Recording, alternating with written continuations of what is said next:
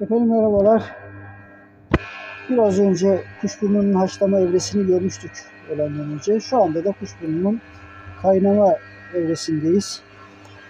An itibariyle doğal, %100 doğal. Taşan Dağı'ndan sizler için toplatıyoruz. Nokta kadar kimyasalı yok, karışımı yok. En kaliteli ürün, en doğal haliyle sizlerle buluşturuyoruz. Şifa kaynağı, şifa deposu. Şimdiden yiyecek kardeşlerimize afiyet şifa olsun.